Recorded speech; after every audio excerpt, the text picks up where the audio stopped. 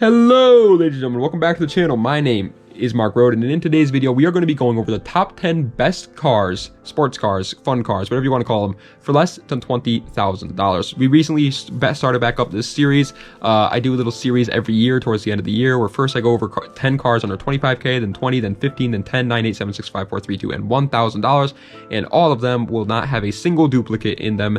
That way you guys get a bunch of options towards the end of the year to remind you what the prices are at. We started it again last week with the $25,000 list, and so now this week is the $20,000 list, and we're just going to keep, every week releasing one more until the end of the year, or until we finish it, whatever. But song of the day is The Kid Laroi, Stay. I know it's an older one, it was made last year or whatever. I still like it, dude. It's still such a banger, dude. It gets me so hyped up. And I know Justin Bieber's in the freaking song, and so it's like it's a girly song. I don't care. Call me a girl. Call me what do they call those freaking guys that are like very, very girly? Now like femme dudes, femme something. I'm one of those. That's me, apparently, because I like this song. It's a banger. Without further ado, let's get right into the list with number 10. Coming in at the number 10 spot is going to the Fiat 124 Spider, the new one. I know that there's like a old Fiat 124 Spider somehow. I have never, I know I'm getting off track right away, but I have never actually seen an old Fiat 124 Spider. I know they exist, but I've never actually seen them. Like, what are those things? I'm gonna have to look it up after this. But anyway, the new one comes with a 1.4 liter turbocharged inline-4, making 160 horsepower, and it is rear-wheel drive. Very cool. Rear-wheel drive cars in general, I just really tickles my fancy. They're like the Italian Miata, but since they are Italian, I would not recommend them over a Miata. Like, if you're looking for like a very, very lightweight, just fun car, just get the Miata, because it's Italian. It's going to be unreliable. It's going to give you some issues. If you don't care about the issues, then it's a great car. If you got the money to repair the issues, it's fun. It's a, good looking car, but just keep in mind the reliability. Speaking of bad, actually not even just bad, the worst reliability cars ever made, number 9 is a BMW M5 E60. This thing freaking sucks in terms of reliability. I know that the BMW guys are going to come out and try and defend it. No, listen, I love BMWs like the next guy. They're my favorite brand in the world. I think BMW is absolutely perfect. The M5 E60 is really bad in terms of its reliability. It comes with a 5-liter V10, making 500 horsepower, and it is rear-wheel drive, and that's the reason why it's on this list. Again, if you are the type of person that has the money to afford the reliability, if you're really good at working on cars or something, then yeah, it's still a pretty decent option for you, because it has 500 horsepower in a rear-wheel drive sedan with a V10 under the hood, a naturally aspirated V10, so you can get a lot more out of that, but its reliability just should definitely scare a lot of people away. If you don't know what you're doing when it comes to cars, this is not for you. Coming in at the number 8 spot is going to the Honda Accord 10th generation. This is the second newest one. I think they're coming out, or they already did come out with the 11th gen. It should be here very, very soon if it's not here already, but the 10th gen is now sitting under 20K.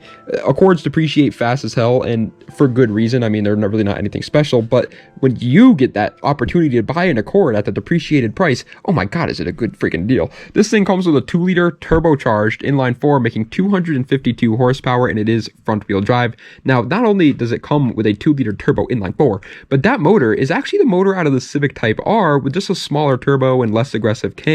So if you change over the turbo and cam in this thing, you got a Type R motor in an Accord, man.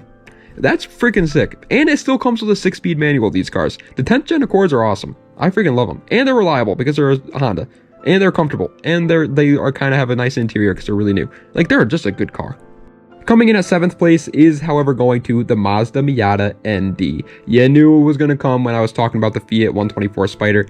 In my opinion, it really truly is just better than the Fiat in every way. Its looks, I think, are better. Its performance is kind of just on par with the Fiat 124 Spider, but its reliability is just 10 times better. It comes with a 2-liter inline-4, making 181 horsepower, and it is rear-wheel drive. I know it's very hard to justify spending $20,000 on a car making 180 horsepower, but again, it's a Miata. If you know Miatas and you know why people buy these things, you're not trying to go fast in a straight line. If you like autocross stuff, if you like hill climbs, canyon runs, stuff like that, then this one's a pretty good option for you. They're very lightweight still, even till today. I think they've only gained 200 pounds since the launch of the very first generation in like 1990, which is incredible. Like, these things are so light and they just keep getting faster and faster, and the ND is just amazing. Coming in at the number 6 spot, however, is a car I think is massively underrated. It's the Audi A5 F5. This is technically the chassis code is F5, but like some people call it the B9. I don't know. I call it the F5. So if you have a problem with that, sue me, okay? Sue me. That's the term I'm going to use. And I actually have been thinking about buying one of these, by the way, for my next car because of just how cool they are. They come with a 2-liter turbocharged inline-4, making 240 horsepower, and it's all-wheel drive. Now, obviously, that motor isn't anything great. It is just the A5, though. And on top of that, you're really not paying for its performance if you're buying an Audi A5 at 20K. You're more paying for its luxury, its status symbol, and its looks and stuff like that. Like, it's a very luxurious car. The interior is probably the best on this entire list. Actually, it definitely is. It's definitely the best on this entire list. It's incredibly comfortable. It's actually pretty reliable too. It is just a 2-liter turbo inline-4, so it's not that bad in terms of its reliability, and it definitely can get up and go if you want it to. But coming in at the number 5 spot is a car that's definitely overpriced. You know, I'm not going to sit here and argue with that, but it's still a really good deal. The Honda S2000. The Honda S2000, the reason why I say this is a good deal is a lot of people are like, well, how is that a good deal? You're paying $15,000 to $20,000 for a freaking Honda from 2000, because you're not going to lose your money. You know, eventually when you get bored of the S2K and you want to sell it, you can still sell it for exactly the amount that you bought it for, if not more. So it really isn't that bad of a deal. The car also comes with a 2.2-liter inline-4, making 237 horsepower, and it is rear-wheel drive. Yes, a Honda that's rear-wheel drive is kind of the reason why this car was so popular. It also made 237 horsepower in a Honda, which it's pretty good even in terms of today's standards, and it was a inline-4 Honda, so if you want to tune it and get more power out of it, you very easily can. It handles incredibly well. This is like just even better than the Miata. Like the Fiat 124 was like okay roadster, the Miata was like pretty good roadster, the S2000 is like top of the line roadster. These things are just freaking dream cars for a reason. They're amazing. Coming in at the number 4 spot, however, is going to the Cadillac CTS-V 2nd generation. I actually just saw one of these yesterday. I was driving, and he was driving through my town. Dude, these things are so much more aggressive in person than on the internet. It's insane. Like, I remember how people used to say that these cars were sleepers. Nowadays, everybody knows what they are, so they're not sleepers anymore. But back then, people used to say they're sleepers. I don't get how, because that car looks so aggressive. It comes with a 6.2-liter V8, making 556 horsepower, and it is rear-wheel drive. That's insane. 556 horsepower for less than 20K is an insane deal. Yes, it's rear-wheel drive, so you know you can't drive it if you're in the winter areas. But it comes with a freaking LS. It's just a drag-ready monster, and you can buy it for under $20,000. Like, yes, so your example for under 20K is probably not going to be the best condition, but it's still an LS-powered 556, my bad, horsepower 4-seater Cadillac. It's insane. Coming in at 3rd place, however, we're going to take it back to the old Japanese territory for a second to talk about the Mitsubishi EVO IX.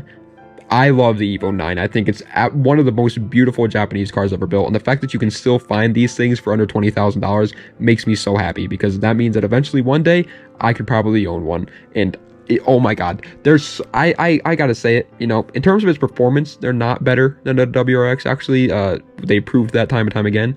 But I like the Evo so much better. I'm saying it. I'm sorry. But either way, they come with a 2-liter turbo inline-4, making 286 horsepower, and it is all-wheel drive. As we all know, that motor is the 4G63, a very, very, very good motor for tuning. If you want to get a lot more power out of this car, you very easily can. Obviously, it is also a rally-based car. It was bred for rally, so if you do like that stuff, obviously, here you go. I mean, I'm sure you've already thought about the Evo, though, if you're into rally, so I don't have to be the one to tell you that. But yeah, it's a good rally car. It's absolutely great. It looks good. It handles good. It can be incredibly fast. It's pretty fast even from factory, to be honest. It's just a good car.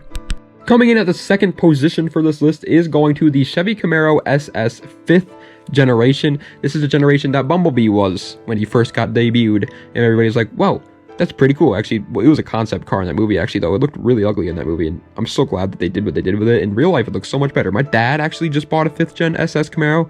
The thing is sick. It sounds so cool. It comes with a 6.2-liter V8, making 426 horsepower, and it is rear-wheel drive. Again, yes, that horsepower number seems unrealistic to find under $20,000, but that's kind of the reason why people love these American muscle cars. You know, they offer so much horsepower for such little price points nowadays, and it truly is amazing. Camaros are just like the Accords we talked about earlier. They depreciate fast as hell, so sitting under 20K for one of these things is honestly just an amazing deal. My dad took me for a ride in it. Yes, it is a muscle car, so it definitely does feel heavy in the corners, but it's not that bad. Like, it's not as bad as people like say that muscle cars are, you know? They do handle, it's just they're not the best at handling. Honorable mention, that's right, yes, Sphincter. You thought I wasn't going to include an honorable mention in these videos. Think again, buddy. Every one of these videos from now on are going to have an honorable mention that's going to be a truck. Therefore, I get to include trucks, but also not take up a spot with a truck so it doesn't annoy you guys. Hello. And today's honorable mention is the Ford F-150 13th generation. This is pretty much one of the newest generations. I know it's not a diesel truck, but it's still... Anyway, first place, the best car for under $20,000 in my opinion is going to the Infiniti Q60. I'm biased. I'm a VQ boy. I got a 350Z. I don't care. Let me know in the comments how much of a biased idiot I am and how wrong I am that I put this at first place, and I'm going to ignore it. That's right, buddy. I'm sorry, but I don't care. I love the car. It's really cool. I think it's just really holds a lot of good stuff to it. The car comes with a 3-liter twin turbocharged V6 making 300 horsepower exactly, and it is rear-wheel drive or all-wheel drive. That right there is already a pretty good reason to put it up higher. It gives you the option of being rear-wheel drive or all-wheel drive. Not a lot of cars do that.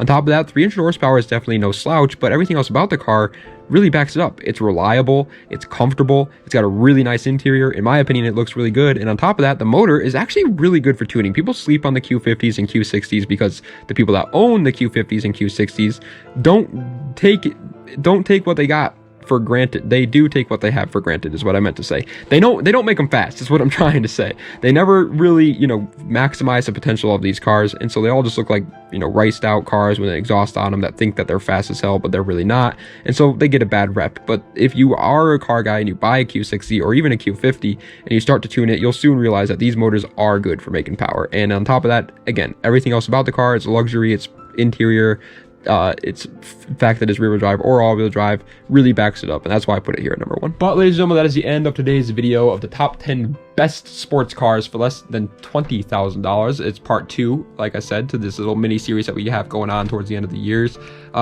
Next week will be part 3, which is going to be under $15,000. And like I said, every one of these videos, no duplicates, not even any cheap duplicates. Like, I'm not going to be like I'm not going to be like, oh, the WRX STI at 25k. That's the Raptor I WRX STI at 25k. Oh, 15k? The WRX, but not the STI.